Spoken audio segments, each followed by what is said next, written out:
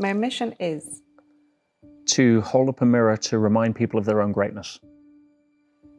Success is being able to come at the end of life having lived a fulfilled life rather than a life chasing achievement and success.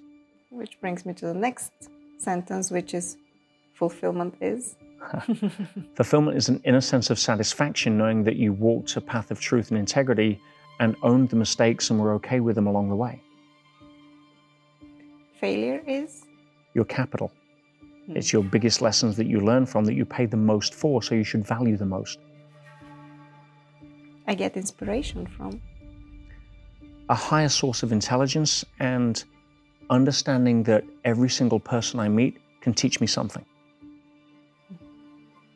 I love dogs because they are the epitome of unconditional love. Which world leader would you like to take to dinner? Nelson Mandela, if he was still around. Oh, we have this in common. Yeah, and not many of the ones that currently are. Definitely someone that I admire in so many ways. Yeah. My favorite place in the world is? Home. Where is home? Wherever I'm at. Hello everyone, and welcome to the next episode of the Recursive podcast. I hope you enjoyed our first guests, and if you still wonder what is our goal here, then let me tell you. We want to tap into the minds of innovation leaders from Southeast Europe. We want to understand their values. We want to understand their leadership style, philosophies of life, and basically, what is it the secret sauce that make them so successful? But my next guest does this for a living. He has many occupations, and he's been a serial entrepreneur, an acclaimed author, an expert in human behavior, a motivational speaker. Peter Sage has been traveling the world, writing books, giving lectures, coaching others, running marathons. And all this is devoted to answering one question: how can we become better versions of ourselves? Peter Sage, welcome to the Recursive podcast. Absolute pleasure it is to be here. Yes, excellent. Always enjoy my time here in Bulgaria. I found that there are certain countries who historically seem to have had a little bit of a tough time in terms of believing in their own potential. But when it comes to the tipping point, more and more people are starting to believe in possibility. And I see that so prevalent in Bulgaria. I see people that are saying, no, we're not going to accept labels that have been put on us for generations. We believe and starting to believe, and they've got the want to, and now more looking for the how to. And so I find that some of the messages that I share are very well received here, not because the messages are special or from me, but because the timing is so great. Tell me, the people that come to your coachings and your lectures, what are maybe the top 3 struggles that they experience in their lives and they believe that you can help them with? Great question. And I think there's definitely a pattern around the kind of people that are attracted to my work. And I would categorize the first group of people as frustrated entrepreneurs. They're people who have essentially committed time, committed energy, committed resources. They've jumped in with both feet, and they've played the game so hard that they're getting burnt out, and they're still not achieving the levels of satisfaction that they think that route will give them. And that's because there's a big difference between understanding a life chasing success, which most people are, versus a life chasing fulfillment. And those people that chase success usually get to the top of Success Mountain and want to jump off because what they think is going to be waiting for them isn't. And I see a lot of people that, it's a standard joke. We have people and entrepreneurs that say, right, I'm going to commit and sacrifice, so many hours, so many of the best years of my life, ruining my relationships, missing my kids grow up, sacrificing my health, so that hopefully I can get to a place where I've made enough money or had enough success where I can exit that pot of gold at the end of the rainbow. And what happens? Well, for a start, 5% of people usually would get to that level. And for those that do, they realize that now finally they've made enough money. So what? So they can pay for their divorce, so they can hire a personal trainer to get their health back, and so they can buy their kids loads of stuff so they think they love them again. I mean, it's almost a joke because they're playing the game of feel great when. I feel great when I have enough money, when I get the successful business, when I feel good enough, when I'm validated by whatever my achievements are that I think has to happen in order to be validated. And that's a hamster wheel to nowhere. That's a tunnel with no cheese. I ran down that tunnel for many years in my 20s. And a lot of it for me was driven by the insecurities of trying to prove to the world that I was good enough, because I never believed that I was. And no amount of business success, certificates on the wall, external accolades are ever going to fill an internal gap that can only be filled from a different place. So I get a lot of people that come to me who are frustrated. They're putting in the time, they're taking the risks, but they just don't feel as if they've arrived. That there's something missing, there's something more. Another big group of people are people that are struggling to make sense of the inner game in terms of self-sabotage, procrastination, things that are not external skills to learn or to be able to conquer or master, but the person in the mirror is becoming their own worst enemy. Not their competition, not their staff that don't show up on time or anything like that. It's not an external animal, it's an internal animal. And that has to do a lot with areas of self-worth, areas of self-belief, and it's really addressing those. And most of us just don't have any skills on how to do that. It's a maze with no map. So we didn't learn in school what makes us get up in the morning excited or not excited, what makes us relate to each other, or what makes us talk ourselves out of something versus into something. We haven't been given an operating system guide for the software in our mind. So I tend to get a lot of people at that level whereby they just want to know how, what makes them do the things that they do. Why would I put something off that I know is good for me, that I even know I have the skills on being able to do? But when it comes to actually doing it, something far more important, like cleaning out my cupboard, suddenly jumps up my priority list. So that there's a lot of people that are starting to crave and understand that there is a huge difference between information, which is everywhere. You can get whatever university syllabus that you want to go pay for to get your MBA, whether it's Harvard, INSEAD, or anything else. You can get it online for free. There's enough people posting it. But that doesn't guarantee transformation. And quality of life is not linked to education. I'm sorry, that's a lie that was perpetuated through the 20th century. Never confuse education for intelligence. Okay. This is a very interesting topic. Maybe we can tap into that as well. Mm-hmm. But first, I would like to say that, the two struggles that you mentioned, I will be frank here. I very much identify myself exactly with these two. So through my whole life, I've been caring a bit too much about people's opinion. And somehow, regardless of how much affirmation and confirmation I receive, I don't feel good enough. Yeah. And maybe, I don't know, maybe it's just something which is, typical for women or more typical for women. I don't know. But the problem is that even though I know this blind spot of myself, I don't seem to, have access to changing it or transforming it.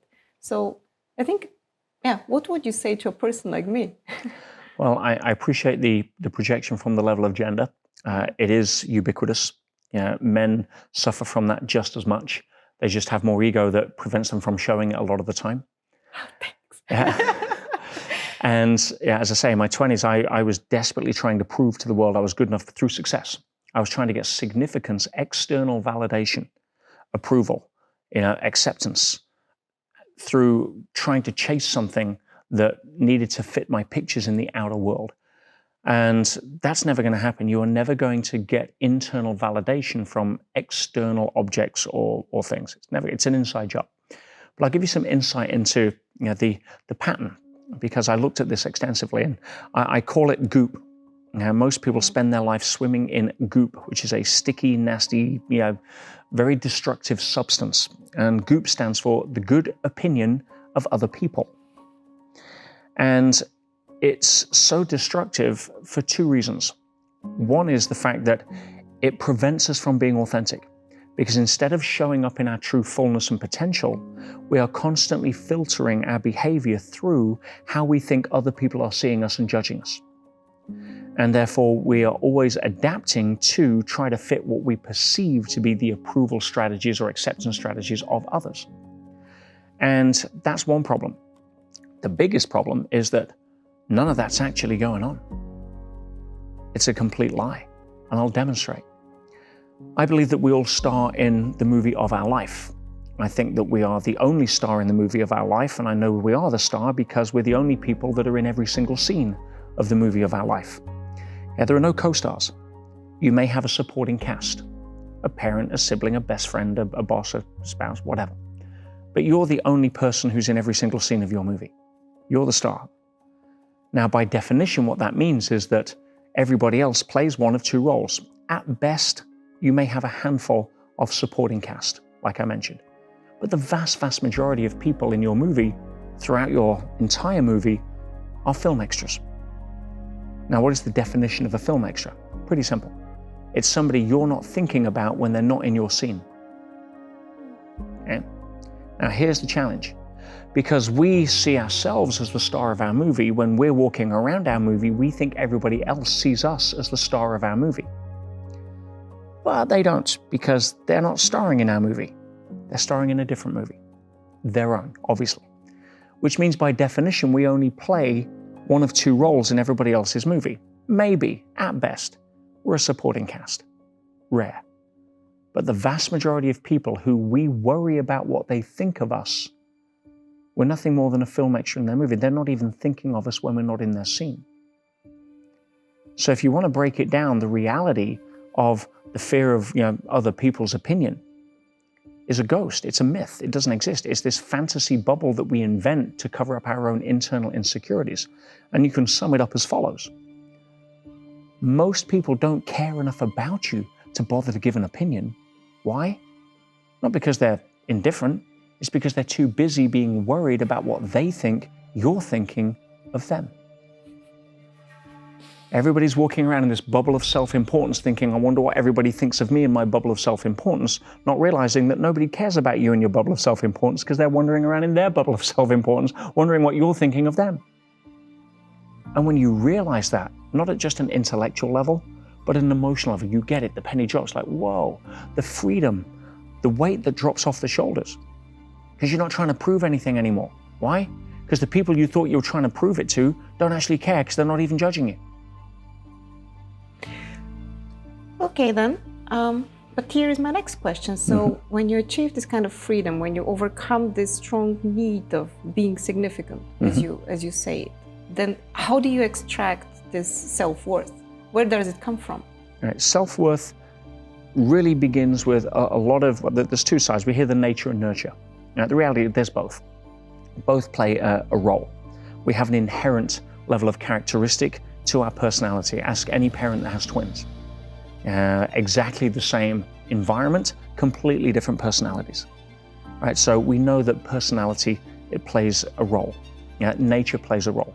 But the nurture side is also a role. If you grew up in a family where you had an elder sibling who you believed that had all the attention because they were better, because they were older, and you were always trying to prove that you were good enough, that pattern would become inherent.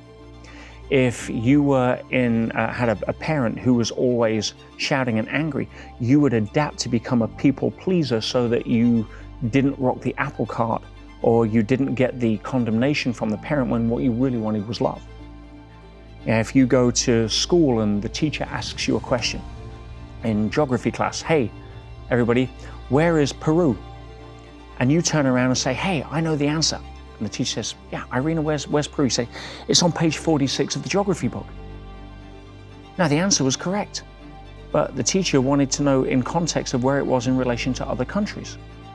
You didn't know that, so you gave an answer, and the teacher was upset, and the class laughed at you. Now, you experienced a lot of emotions: hurt, upset, ridicule, shame. And as a way to avoid those emotions again, you had adaptation strategies. So let's just say that everybody laughed, and you can think, well, I'm going to be the funny person. I get my significance from people laughing at me, and so you become the class clown. You become the person cracking the same jokes every time that people are really bored of, but you don't know because it's a defense mechanism to stop people from laughing at you because you think they're laughing with you.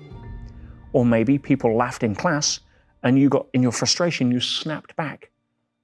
You said something like, "Shut up," and they back down. And now you link anger to the restoration of your own significance. And therefore, Miss or Mr. Angry is born and spends the rest of their life with other people making excuses. "Oh, it's okay, they've just got a temper. Don't upset them." No, they've got a childhood pattern of adapting to not feeling not good enough. So we have a lot of the nurture patterns that are also running in the background. So if you feel that, okay, I don't feel good enough, it's not a case of trying to solve it by being good enough through your actions or your achievements. See, another adaptation to that would be that, oh, I know, I'll prove the teacher wrong by going to get more qualifications. I'll become the A student. I'll then go to the advanced training. I'll go to college, then university, then I'll get my MBA, then my PhD, then something else. All to cover up an insecurity that started because you felt that you weren't good enough in an academic sense. And the reality is, if you ask anybody that has trodden that path for sometimes decades, no amount of certificates on the wall is going to paper over the cracks of an empty heart. Doesn't work that way. In fact, the answer is counterintuitive in that example. The answer is that the only way to overcome the ridicule, the shame, the fear of not being enough is to do the one thing most people will never do, and that is risk raising your hand again to answer another question. Mm-hmm. So putting yourself, especially in an experience where you have to go through the whole, I don't know, risking being ridiculed again. Absolutely. And then, I don't know, hoping that it will make a difference this time. Being willing to, there's a saying in England, once more unto the breach go I. Okay. To be able to step into the fire once more. And next time you ask a question, the teacher says, "Actually, correct, well done," that will have way more impact on eradicating that pattern than any adaptation strategy of being funny or angry or smart, for the rest of your life. And so when it comes to our insecurities, we're not going to ask, why am I not good enough? Because the answer our mind will give is, we're not good enough because we haven't achieved enough. We haven't proved we're enough. We haven't had enough adoration. And as you said, no amount of validation will have any long-term impact. It will relieve short-term pain. Oh, I did a good job then. But the next time you have to go on stage or host a podcast or do something, the same fears will come up. Am I good enough? Will it be good this time? What if I'm not, don't do enough? Because you don't have that internal validation. Still looking for the approval of other people because you haven't given it to yourself. And what questions you should be asking yourself instead to get this sense of internal validation? Do a personal inventory of awesomeness. Okay. What's great about me? What's some things that make me proud to be me? What are some examples where I can point to that I absolutely nailed it and I rocked it? What is something that I just know I can crush? If I was to ask my best friends, what are some of the things you like about me?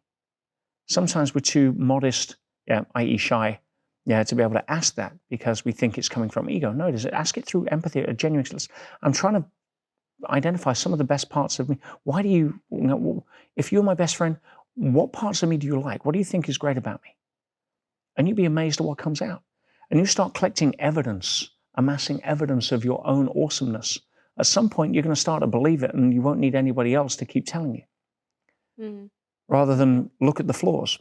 I mean, go to the mirror every morning before you put on your clothes. You don't look at yourself and say, "Wow, look how beautiful I am." You say, "Oh, damn, I've got a mole here on my cheek. I've got, my breasts aren't the same size. I've got, too much weight coming on here, or, I'm not as good looking as the other guys on the cover of the fitness magazine." We have all of this self-critical self-talk, and a lot of that has been manufactured in today's society so that it can sell you a perceived solution. And also about the other extreme, and something that maybe we kind of, glorify. So I'm sure that you also probably know many successful people who are more on the side of sociopathy or high-functioning sociopaths. So when do you cross the border, and how do you know that, okay, I'm not now too arrogant. I'm not now too much in love with myself. I guess, also fulfillment feels in a different way. I don't know. Tell me about it. Very, very, very simple to slice and dice it. I try to keep things as simple as possible. I'm a simple guy. Okay. And for me, the dividing point is how ethnocentric you are, focused on other, versus egocentric. If everything's done to show how good I am to other people in terms of a comparison frame, then yeah, you're going to be the narcissistic level of sociopath where it's all about you. You're a taker, not a giver. Are you building your business so that you can demonstrate how good you are? Or are you building a business because it's a vehicle to give your gift to the world to be able to impact a lot of people? Mm-hmm. Am I focused on what I can contribute or what I can take? And having a high sense of healthy self-esteem is one thing. But how that is grounded in arrogance versus pride versus ego. See, having a healthy ego that is serving to others, you look at Mother Teresa, you look at Oprah Winfrey, you look at people who, if you can name one person of note that has impacted the world in a positive way that doesn't have some level of what we would call ego, never heard of them because they didn't do anything. Gandhi, in the face of opposition, 1 million armed British soldiers simply cannot contain 100 unarmed Indians that do not want to be contained. And with that level of conviction, brought down the biggest empire in the world at that point. There was no ego there. It wasn't defined, so I'm better than you. No, it was, I have a principle I stand for. I believe this principle serves the greater good, not my own personal benefit. Mm-hmm. That level of what you could call ego, a higher conscious ego, is paramount. That's where self-esteem separates from arrogance, which is self-opinion. At the same time, I'm thinking that operating in this startup world where you're supposed to grow really fast, have this blitzkrieg type of offensive, you do need a certain amount of ego mm-hmm. to be able to walk through, this very intense period of time. In fact, some while ago, we were having another conversation with a startup founder who was also a very passionate tennis player. And he would mention Naval and Djokovic of examples of, being athletes who have this mindset of winning at all costs. Mm-hmm. And I somehow, relate winning at all costs pretty much to ego, maybe need for significance. I'm not saying that neither, Nadal or Djokovic are like that. I don't know them, but this is my first association. So how is that difference from a different, or let me rephrase it. Isn't, this startup way of thinking pretty much, connected to having a very strong ego, wanting to prove yourself? Yeah, and again, the wanting to prove yourself is a different issue. Okay. But exactly what I said previously about being egocentric or ethnocentric. In sport is a finite game. For somebody to win, somebody has to lose. Mm. Right? So the same characteristics that make somebody world-class at that are the same characteristics that can make a world-class entrepreneur, predominantly determination. Okay. See, in business, the opponent isn't the person across the tennis court. It's the competition, the regulations, the innovation, the challenges that show up. So you have absolute headstrong determination to be able to conquer those challenges because you're not going to crumble in the face of overwhelming odds. See, business owners face overwhelming odds against them. I like those odds. That turns me on. I'm like, it can't be done. Watch me. Now, the difference is Djokovic isn't looking to make his opponent suffer or be less than. There's no vindictiveness. There's no enmity there. There's no, it's like, I take satisfaction at watching you squirm. That there's none of that going on. It's like, listen, you're in the way. You're an obstacle, just like a low balance sheet would be an obstacle or a low cash flow position. I have the determination and resources to be able to conquer that obstacle. Now, they don't take it personally. There may be some off-court rivalry, but predominantly you'll see someone like some of the top athletes in tennis. Roger Federer is a great example. Beautifully nice guy. You go into mixed martial arts, one of my former heroes, Anderson Silva, an absolute gentleman. You put him in the octagon, and his mission is to kill whoever's in front of him, because his job is to win the fight in physical violence at the highest level. Often they also have this kind of little rituals where they put themselves into this kind of, mindset. A state, because one minute you're sitting down with your family, the next minute you've got to be a warrior. That allows you to transverse the different archetypes of the human personality. We all have them. We have access to the warrior. It's been conditioned out of a lot of society as being bad, but there's times where the warrior is required. For women especially, to draw on the warrior to be able to draw boundaries is something that a lot would benefit from being able to get in touch with. And you've also got the aspect of the lover, the archetype of the lover. Most men who live in their warrior would do well to learn how to become more acquainted with that. There is a time when they go home that their partner would like the warrior and to ravish them if they trust them. But there's also a time where they want empathy, connection. They want something that holds a space for them from a loving place where they can surrender their heart to somebody they trust because there's the same level of connection. You have the archetype of the magician, the creativity. That's where the entrepreneurs need to go to when they're trying to figure out the solutions to the problems that present themselves. And then you have the sovereign. And again, these archetypes are ubiquitous through human history, through storytelling, through campfire, fables. It's the four predominant energies of the human personality. Learning how to access those rather than get stuck in one was far more about the blossoming of the human personality than it is trying to point fingers because you think somebody's has a different model of the world. So when it comes to that ritual that you spoke about, Anderson Silva needs to know how to go from the lover and the connection with the family to the magician trying to work out his gameplay for the fight IQ against a certain type of opponent with a strategy, to the warrior who steps in ruthlessly, to the sovereign at the end who can shake hands with the opponent in defeat or success. That's a very interesting way of thinking, and it actually kind of got me asking which would be the archetypes that we can use as in leadership. And if you're just as passionate about innovation as we are, hit subscribe for the Recursive podcast on YouTube or your favorite podcast platform. We're everywhere. Sovereign. The sovereign is in charge of the orchestra. You have the conductor, and each instrument plays its own role. But if they're trying to fight with each other, or you just have the violin when it's really meant to be the trumpet or the piano, you're not going to get the best out of the symphony.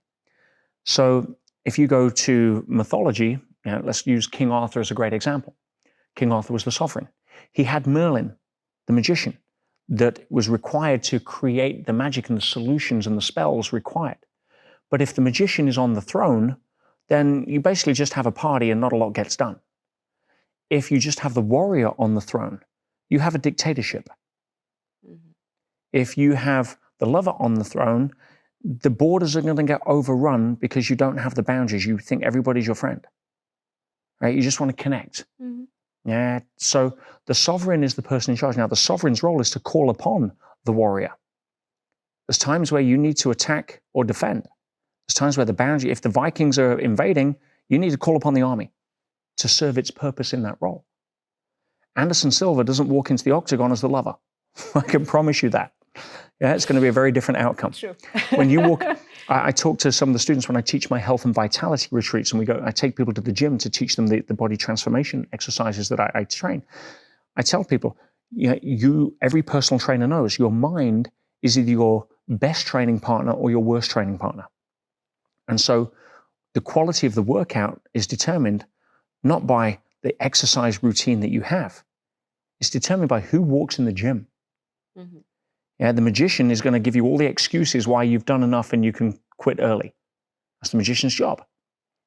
You don't want to put the lover on the leg press when you're trying to do 400 kilos. I can promise you. Its association to pain is different. You want the warrior. But the sovereign is the person who holds the conductor's baton. If the sovereign is on the throne, then the country runs smoothly because the sovereign can call upon the right resources at the right time. So when it comes to being a CEO, when it comes to having that startup, people will be mesmerized by the vision of the magician. They will have to believe in the fact that you've got what it takes in terms of to get through the tough times, where you're going to draw on that warrior energy. You don't want a CEO that's a yes man or a yes woman. You're going to need somebody that needs to make the tough decisions when the tough decisions need making. But it's the sovereign. You need that air of leadership that is ethnocentric, that is doing this for the greater good, not your own ego, that understands the emotions that the staff are going through and the turbulence and can guide them through it from a mentorship level of sovereignty. Not belittle them as not good enough warriors or, come on, buckle up. So again, if you're looking at it through the 4 archetypes of the personality, and it's just different models of being able to work with this inner sense of energy that we have, then the CEO needs to have a strong sovereign. Otherwise, he's not going to be able to lead the ship when the waters get stormy. And also the ability to discriminate between the different archetypes and know which one needs to be implemented or used in this type of situation. Correct. And this probably also very fast, I guess, Yeah. And again, if you're hiring salespeople, then salespeople need a certain combination of different skills, soft skills. You need you need a healthy type of ego for a salesperson, but the ego is in 2 different parts.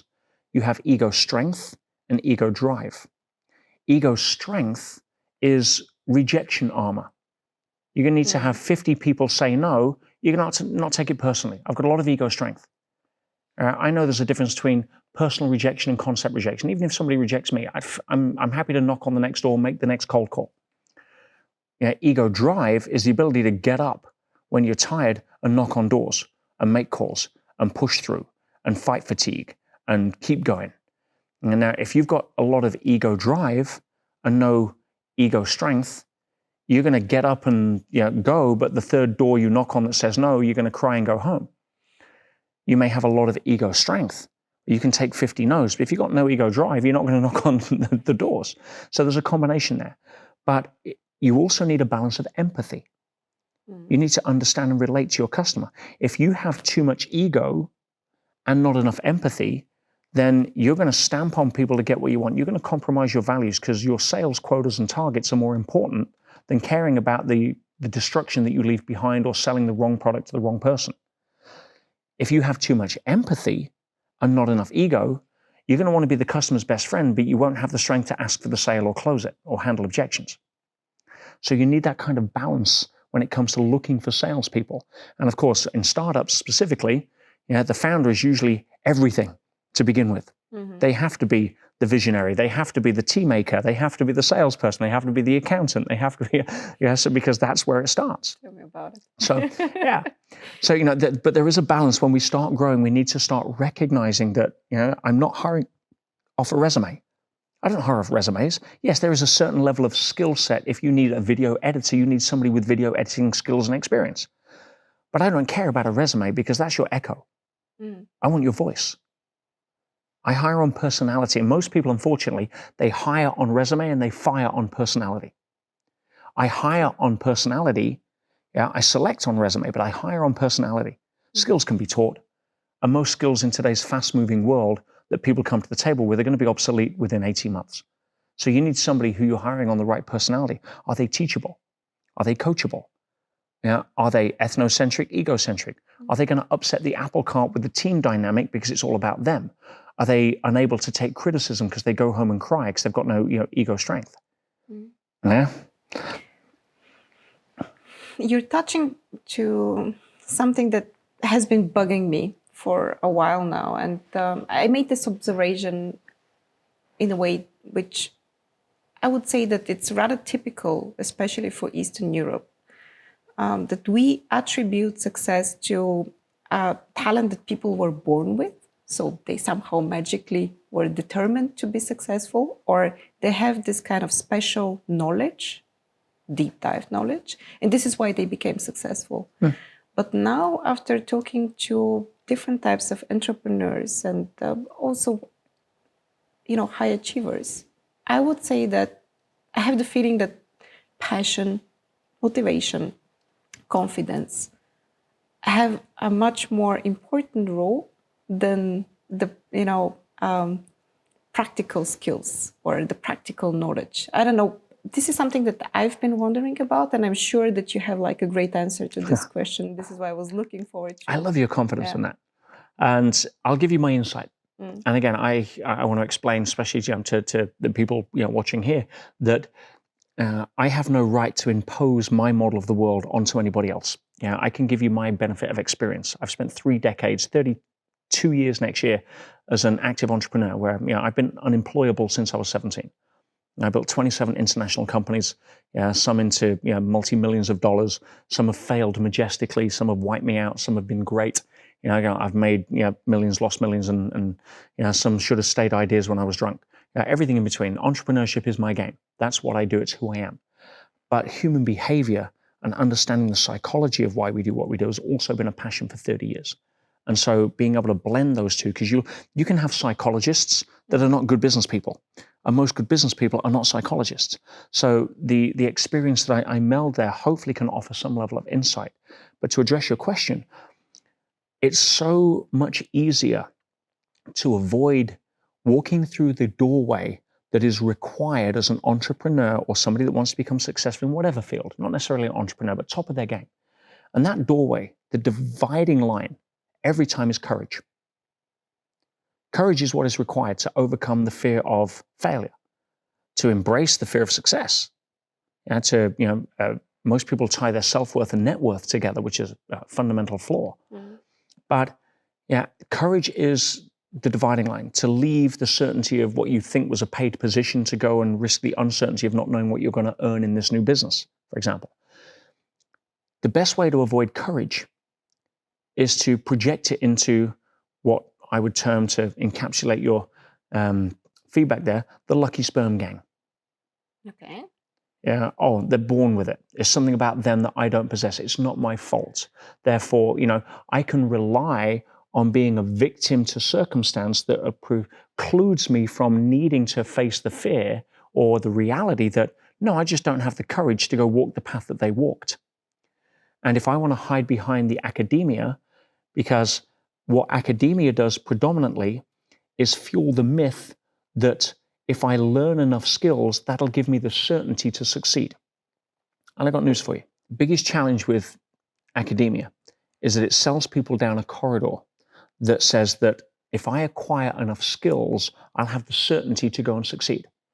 And that is a myth, because skills do not give you certainty. They give you skills. Certainty is internal. Skills are external. You will never replace an internal need for certainty with external skills. So if you are looking to use skills to replace certainty, you're on a hamster wheel. That's what I said. You go to I need to know how to start my own business, so I go take a course on business, or I get my MBA, and then I go on to the advanced, and then I go on to the super advanced, and the trainer course, and the train the trainer course, and the train the trainer's trainer. Doesn't stop. You can't learn to swim on dry land, to quote Bruce Lee. What will give you the certainty is taking the bat off your shoulder, stepping up to the plate and swinging and see what happens. But if you think that, it's okay for them because they must have been born with a gift, they must have had, lucky parents and, access to capital. And no, I can show you that the biggest travesty of humanity is those who had all of the resources, the best education, the best parents, the best access to credit lines, be in the right place at the right time, all of the stuff that we think would be the best cards to hold in the deck. And they did absolutely nothing but fail flat. And then I could point to numerous cases throughout human history where you had people that got what you would call a bum deal. They didn't have any of that. And they went and knocked it out of the park and made the rest of us look with open mouths and go, wow. See, the difference that makes the difference isn't the skills you have. It's the intangible. It's, as you said, desire, determination, the ability to persist, the ability to be willing to step up and raise your hand again, even though the teacher shot you down. The willingness to stand in front and say, I believe this is the path I'm walking and no one's talking me out of it, when everybody says you're an idiot. That level of inner muscle is what determines the world we live in, that is built by the people that walk that path, not the people that had the most certificates on the wall. And of course, sometimes when you jump, you do fail. And this is another flaw that I kind of, see in the mindset in Eastern Europe, and especially in Europe, that we somehow shame failure. We don't have a very, healthy failure culture. We put labels on the people who have failed. And also ourselves, it's, for us, it's very, hard to recover from failure, to overcome this kind of labels. And sometimes we also use them for ourselves. I remember, the first time that I tried to be an entrepreneur and it didn't work out. And then at some point, because I was the salesperson and I would prepare everyone that I knew that there's going to be a venture and this topic, and I'm doing that, and we're working now on the platform and everything, so on and so forth. So every time when I encountered someone that I pitched my idea to, after we have failed, they would ask me, hey, what happened? When is it coming out? And each time when I have to answer the question, I would be reminded of what a failure I was. And for a long time, it was hard for me to overcome this. And I think this is something that we very much have here in Eastern Europe, which is on the other side of the ocean celebrated. Yeah. Tell me about failure. It ties in again to what I mentioned earlier about goop, the good opinion of other people. It also ties into something I mentioned recently about a lot of entrepreneurs mistakenly attach their self-worth to their net worth. And if you understand that, for me, failures are my capital. If you go to Tom Watson, founder of IBM, it's a famous story about how one of the sales reps made a mistake, a catastrophic mistake that cost the company $1 million. This is back in a time when $1 million was a lot of money, right? A lot more than it is today. And he gets called into the office, and the sales guy is obviously certain he's going to get fired. And that's a pretty big mistake. And he walks in, and Tom Watson says, "Do you know why I've called you?" He says, "Well, clearly I'm going to be fired." So I'm so sorry. He says, "Fire you? It just cost me $1 million to train you." See, your failures are your capital. All right, I've failed more times than I've won. As I said, some have wiped me out. One of my biggest ambitious companies, I put years of my life in and millions of dollars out of my own pocket and some millions out of my friends' and family's pocket. It was a spectacular failure commercially. Hey, I learned a lot. That's a great education. People that pay $250,000 to go to Harvard don't get the kind of education. I mean, I paid probably $4 million for mine, when it came to how much money I personally lost in that deal. But what an exciting venture. What an exciting education. And so now when I go to the next round, I'm carrying $4 million worth of lessons that some people will never get because they're not willing to try or pick up the bat. See, failure isn't falling down. It's staying down when you've fallen. That's real failure. Go talk to a baby that's trying to learn how to walk and they get 3 steps and fall over. When was the last time you saw a baby say, "That's it, I quit.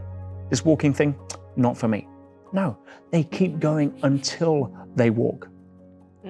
Maybe there's a formula there that we forgot when we started to learn how to walk that we should remember when we fall down in business. Which is something obviously very, very, typical for human nature. Okay, I like this perspective, and I also like the fact, and I think I'm going to do my homework, calculating the worth of my failure. How much money did I actually make? Celebrate that. That's okay. Why would you waste that?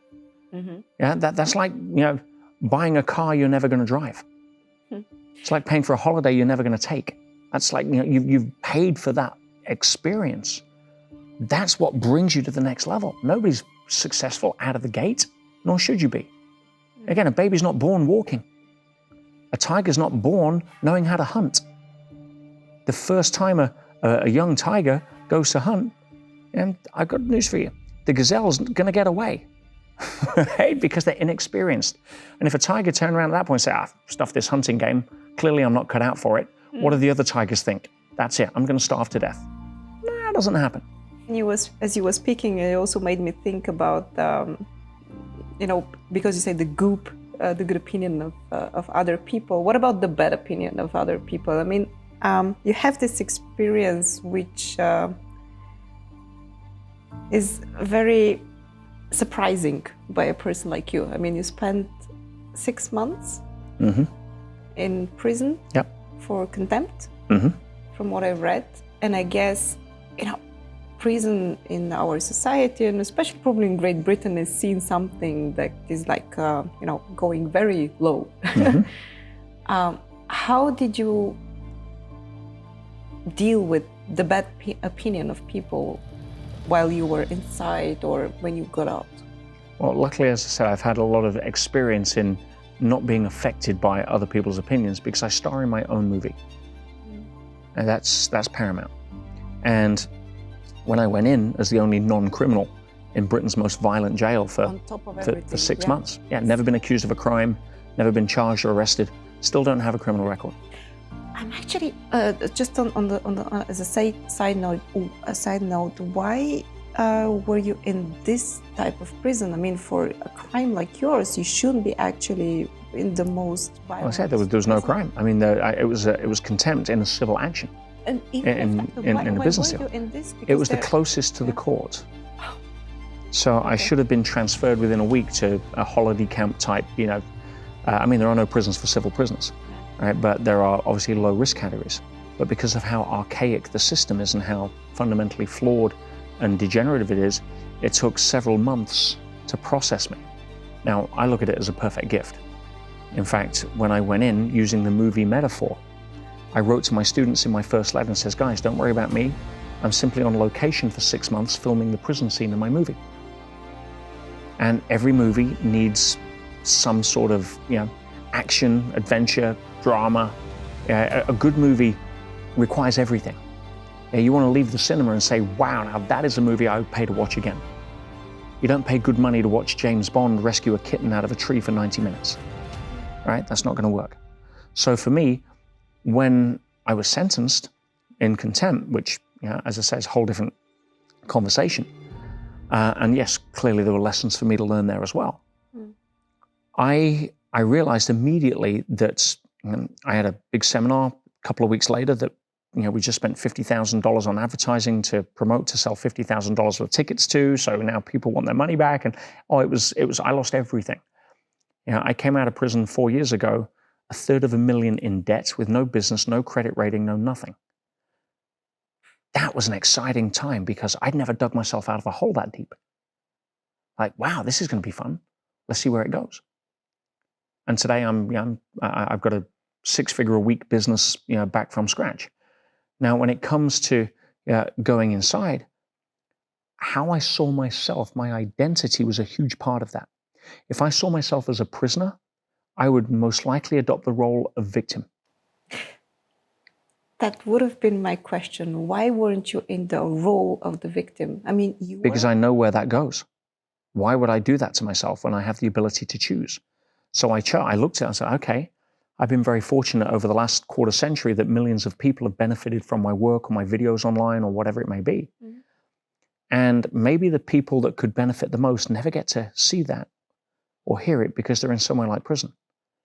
So if the universe, or whatever you want to call it, wants to send me in to be able to help people to demonstrate that I can walk my talk, what an exciting adventure that is. So no, I'm not going in as a prisoner.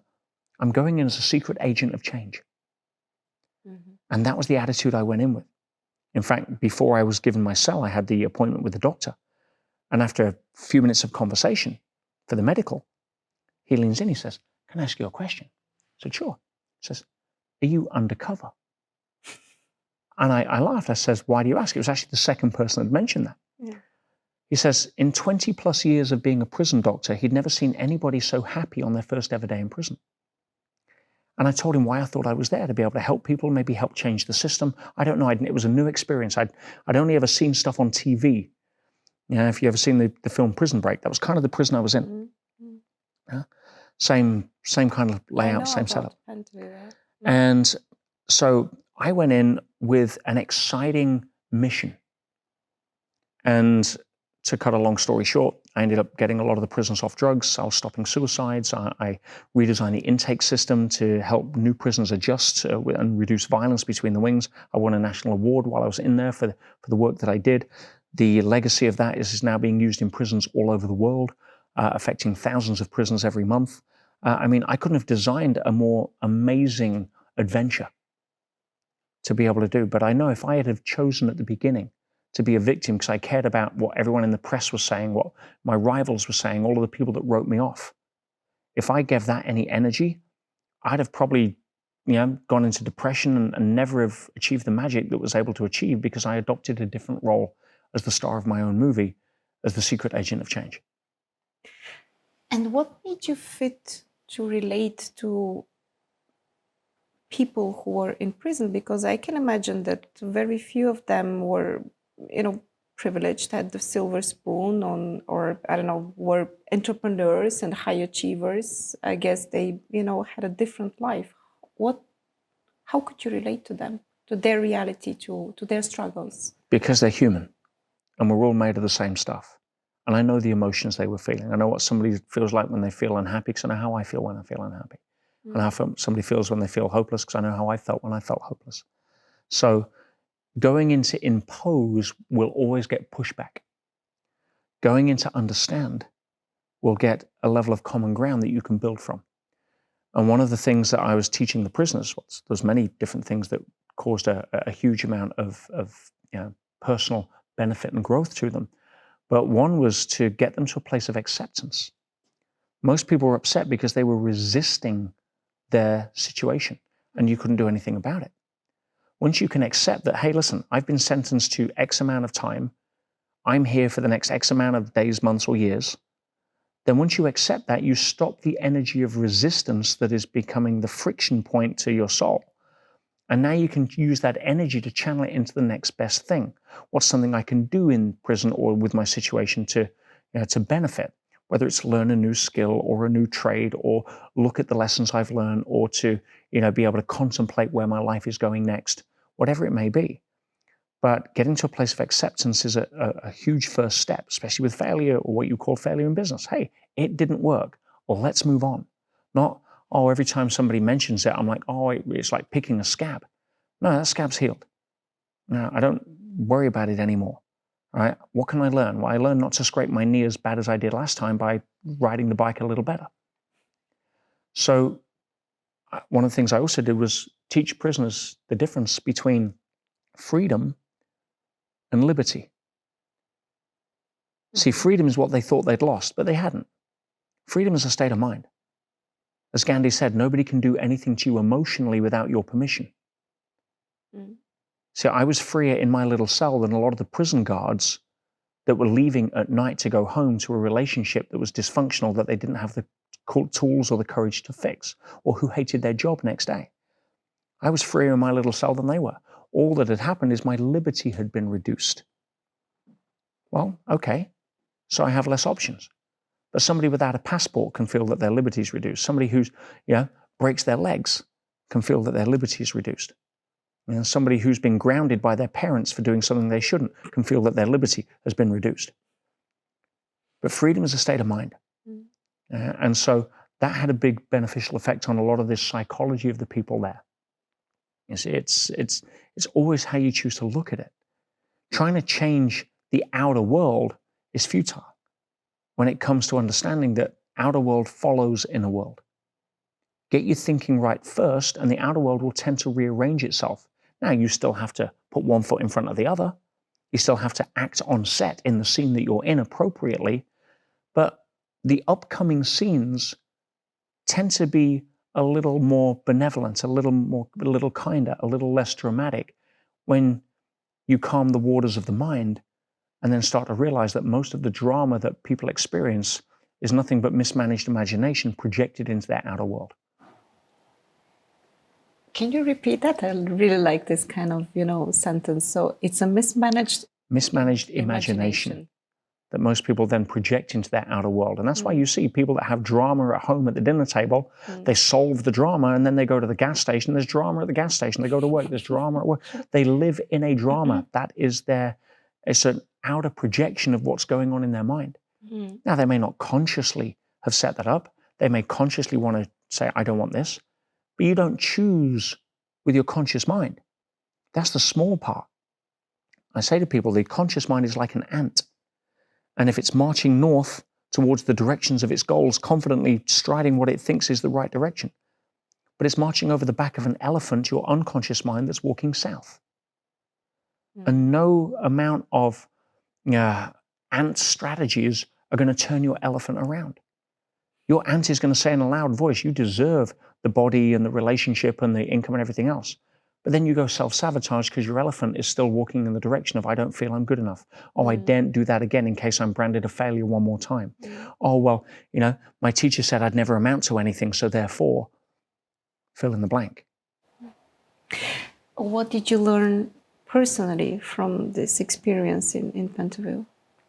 I learned that no matter what bends in the river of life show up, if you learn to concentrate on how to sail them, no matter where it is, rather than try to control the river, it'll always lead to a decent destination. And it's always darkest before dawn. We know that. Do you believe in fate? I believe that we came here with a general script for the movie. Okay. And we have a built-in GPS. We know when we're on track because it lights us up. We have an emotional Geiger counter. When we're doing something that we're meant to be doing, we feel passionate. It feels effortless. When we're doing something that is usually to avoid our fear or avoid the courage that we need to take, we're getting those little messages. Please make a U-turn. Or you're off track. It'll still listen, but we ignore it.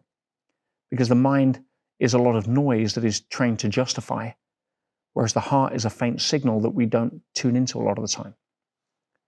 And so if you are able to walk your truth, never in a straight line. There's no straight lines in nature. You see a straight line, it's man-made. There's no river runs in a straight line. We call that a canal, and it's usually not a lot of life in it. So if you take the river of life, it's always bending. What most people do mistakenly is they try to use all of their energy to manage the current.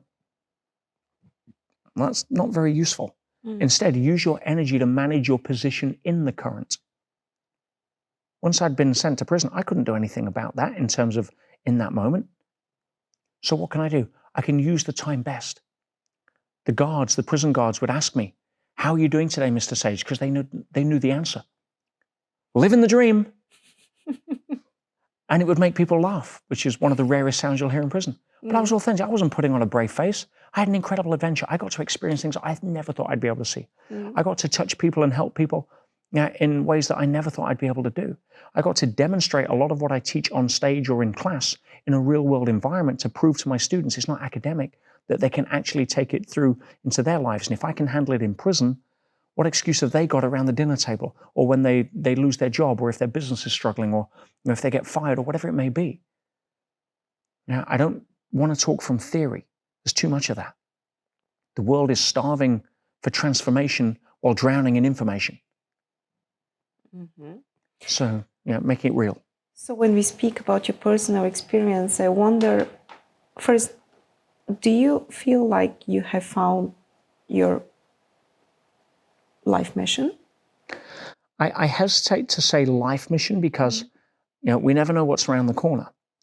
I like to say that right now I'm walking my truth. Now that truth may be a different truth 5 years from now. What was my truth for the first 10, 20 years was to be an entrepreneur first and a speaker and teacher second. Now my role is to be a speaker and a teacher first and a businessman second. That's my new truth. And it feels right, feels congruent. It didn't feel right 20 years ago. If you ask somebody who's married, that at the time they get married, that's their truth. A lot of people change their mind after 10 years, that it's no longer their truth, and so they'd rather remain certain in a relationship and unhappy and unfulfilled because they're more committed to the ship than the people sailing in the ship, than risk uncertainty and go for fulfillment. So that may not be your truth. What gets you from A to B doesn't get you from B to C. You may be you should be a completely different person today than 5 years ago, and a completely different person 5 years ahead from now. So why would you not walk your truth if it was your truth? Now, if there's lessons to learn inside, for example, of a marriage, using that as the continuing example, whereby it's not just easy to get out of, and therefore you're blaming the other person for not being a team fit. No, there's lessons there for you to incorporate and learn and progress and grow together through. It's a unique classroom in that respect. But if you've learned what you perceive to be the lessons and it's just no longer your truth, a piece of paper with a signature on is not going to keep me from preventing me walking my path. Okay. I believe that, currently, even in Bulgaria, people have a bit more luxury to choose their own truth and to walk this path. But some years ago, where, economic situation was a bit different, especially, my generation, I remember that we were trying to figure out in which sector are we going to make most of the money? How are we going, to secure our survival from a financial point of view? And in this sense, I think many people never even ask themselves the question, where is my passion? What do I want to do? Where is my truth? So for all these who maybe are, not sure where is their vocation, their true vocation, or their truth, as you call it, what kind of example or what kind of advice would you give? How does it feel to have your truth? You know as well as I do what it feels like.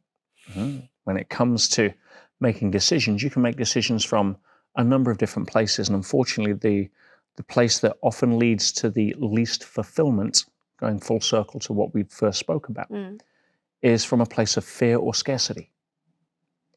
If you're making decisions from a place of fear or scarcity, you're essentially saying that I don't trust the fact that I live in a friendly universe. Now, there's practical things one has to do. If you're out of work and an entrepreneur and you have to take a job to put food on the table temporarily before you reset to go find your passion, then that's great. You tune in. But Albert Einstein was one of the smartest people in modern history.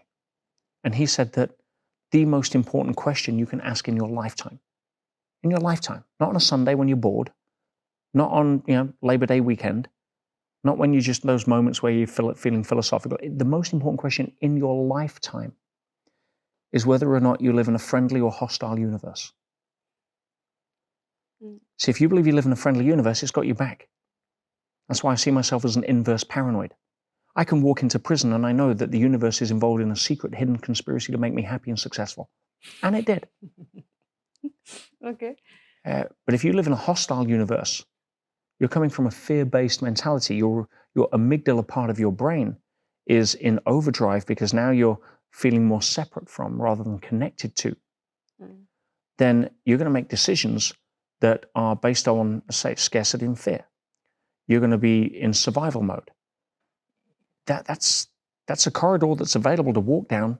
I've just never seen anybody walk down it for a period of time that's had any level of fulfillment. So it takes courage. It takes the willingness to fail.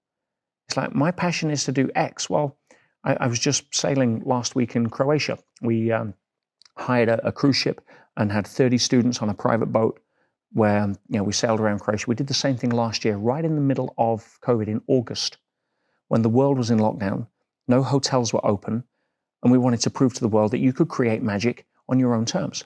So we hired our own cruise ship, and we took 30 students like we just did, and we sailed for a week doing amazing things. And I just got off the ship a few days ago, came here to Bulgaria for my event this weekend.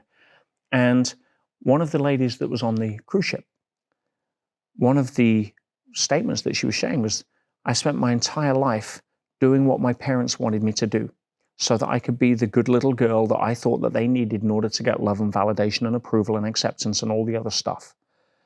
I feel miserable, unfulfilled, considering antidepressants. And then I realized what was going on. I was not walking my path. Now, I don't even know what my path is because I spent so long, so many meters walking another one that I feel lost. Well, that's okay. The awareness of that is a great first step, rather than the blind continuation down an alley to a future that's not bright. So being able to pause and take a breath, most people don't even know they're lost. They're too busy doing the same thing day after day and wondering why, magically happiness doesn't show up. If you want the secret of happiness, it's pretty simple. You don't have to sit on a mountain for 20 years. You don't have to go and search for the Holy Grail. Happiness is pretty simple. Don't complicate it. Happiness is nothing more than the byproduct of thinking happy thoughts. Case closed. And you can think happy thoughts no matter what's going on in the outer world. The problem is most people have rules around what has to happen in order for them to give themselves permission to feel or think happy thoughts. That's playing the game of feel great when. For me personally, I've been kind of, skeptic about this kind of, positive psychology. And I must say that, thinking happy thoughts sometimes just feels unauthentic, like it's not true. Because it's against your rules. I kind of, need to connect also to my sadness, to, I don't know, maybe also sometimes feeling a victim. I'm very frank here. And Sure. I think that, also others in the audience might feel the same way. How do you deal with that? Where do you live? Where do you visit? See, if you live in depression and occasionally visit happiness, I can predict your life.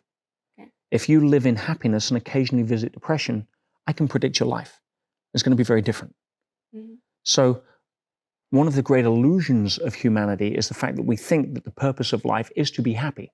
It isn't. The purpose of life is to be authentic. Now, happiness is an emotion, and as human beings, we are designed to feel a range of emotions. I didn't want to be happy at my mother's funeral. It was a time to grieve. It was a time to connect. It was a time to feel sad and allow myself to go through that cathartic process so that I didn't try to suppress it and come up dysfunctionally in other areas. But I was visiting grief on my terms. I wasn't trapped there. I wasn't saying, oh, poor me, the last living close relative I have is now gone.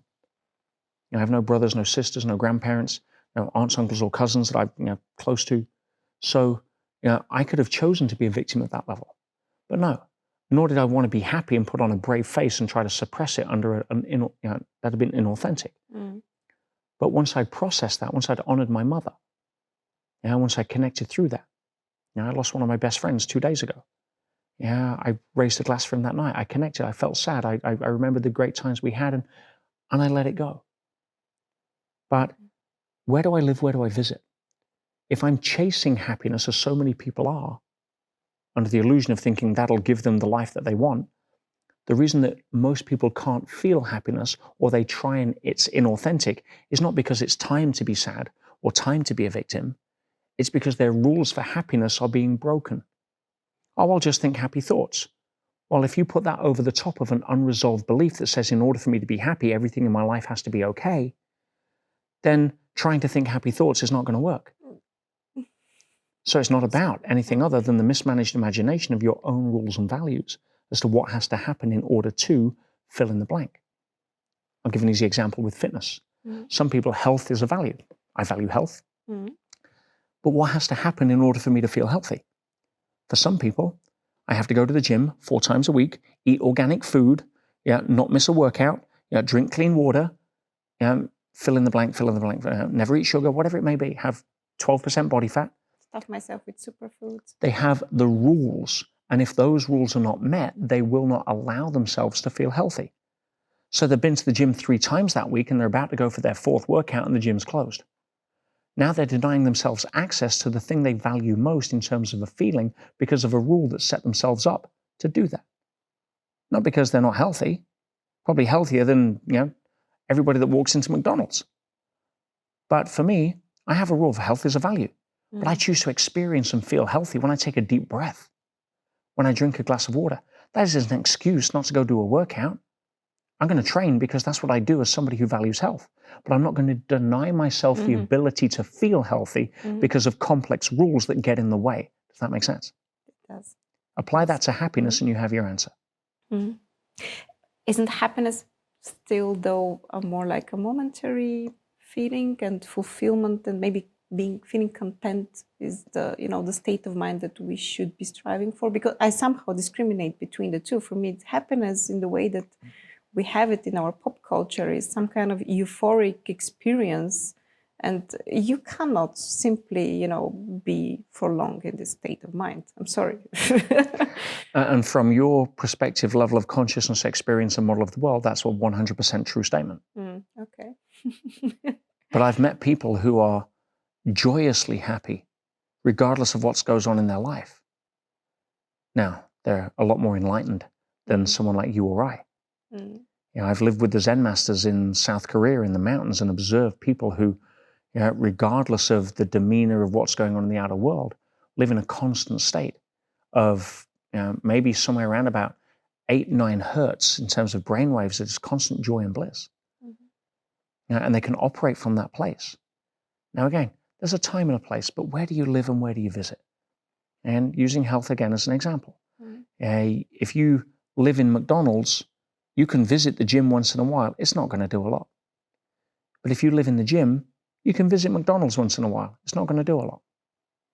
So, when it comes to happiness, we're using labels and semantics to an extent. I personally believe that joy is a natural state of a human being without anything that has to happen for it to manifest. Okay. Look at a baby. A baby is joyful unless there's something that contradicts it, like, for example, hunger or bathroom or craving connection from mum or what have you. But if you see a baby that has no incessant needs for that in terms of survival or connection, they're just happy for no reason. Not because they got the new iPad, not because they were told they're going on holiday. That doesn't exist in their world. But because they're just happy. Okay. And when we recall back to that level of state, we realize that our natural predisposition is joy for no apparent reason. Why would you not want to be there? And people honestly tell me, say, Peter, you seem happy all the time. Well, not all the time. I live in happiness. I visit other modes and emotions when that's authentic for me to do so. But is it? And they speak to people that are close to me after an event or so. Is he really like this all the time? And I'll tell them my answer. And it's an authentic answer. You know what it is? I tried being unhappy. I didn't like it. Okay. Don't complicate it. Why would I want to be unhappy? From that perspective, yes, it makes sense. I have this final question to you, which we actually ask to all our guests. And I think this question reflects in a way a mindset that we would like to nurture here in maybe in an innovation community or in our society, this part of the world. And the question is, what do you want to be remembered for? The presupposition is, do I want to be remembered? And that can come from different places. Ego. I teach a whole lecture on how to leave a legacy, but I kind of turn it on its head, because for most people, leaving a legacy is, again, what are you remembered for? Did you build a school in Africa? Do you have a library named after you? Did you have healthy kids? Whatever it may be. For me, the legacy is not so much what you leave behind. It's what you take with you. Was I able to be a little kinder when I left this earth than when I arrived? Was I able to try to shed a few of the weights around my consciousness that allowed me to hopefully be just that little bit more of a realized human being than when I started the journey? Was I able to leave people better off than worse off because they crossed my path? I don't care about what I'm remembered for. I'm not the star of everybody else's movie. I'm not trying to muscle in on their movie. I want to be able to have made a little difference that helps other people become better in their own movies and recognize their own greatness. If I can hold up a mirror for people to see that, then that's way more important to me than caring about what they thought of me holding up the mirror.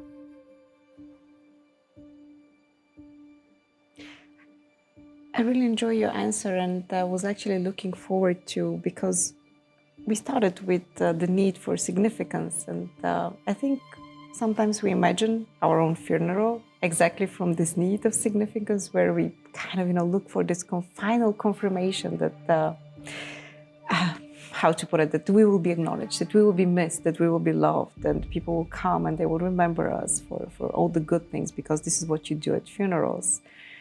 And I was really looking for having an answer from someone who maybe went beyond that, not caring about being significant, but maybe not necessarily wanting, to be forgotten. I see in your answer something that I would say is very maybe close to my idea of karma, that, after the totals, you still want to be on the plus side. Thank you for this conversation, and thank you for being here with us.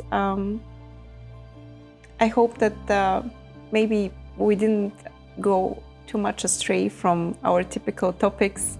We tapped really deep into human behavior and human psychology, and which could be the sources of, confidence and having a more fulfilled life. And I hope that it will be useful also for our audience and everyone who watched us today. Well, I'm very humbled and blessed that they've given us the time that they have. I know it's valuable these days and people can choose where to place their attention. And I'm grateful for the invite to be able to come onto a platform like this that you guys have, for being able to try to help so many people. So if we could leave a little thumbprint on people in a way that allows them to take something from this, then it's been worth the trip. We're definitely on a very similar mission of making other, stronger, better, more confident. This is our mission too here. Thank you so much for your time too. My pleasure. In the next episode of the Recursive podcast, Irina welcomes the head of engineering of Product Hunt, Radoslav Stankov. I mean, it's different for everybody, but usually how do you grow in a software organization, like a leader internally, is you just help people. Like, usually the way you see the new leaders is the people who first take the initiative, and the second is, if there is a problem, who people cluster over. Like, for example, when I was out of the office, who is the person who takes over me? And I intentionally didn't appoint that. People just instinctively know, yeah, it's this person. And you start helping people. Like, if you help people, that's the moment you create empathy with them, back and forth. The way you mentor people, that's how you create stuff. And the third thing is you have to be reliable. Like, you cannot become like an engineering leader in an organization if you don't ship your features on time, or they don't work, or your work suffers. Even if you help the whole team, in the end of the day, you have to provide your basic functions. And if you're just as passionate about innovation as we are, hit subscribe for the Recursive podcast on YouTube or your favorite podcast platform. We're everywhere.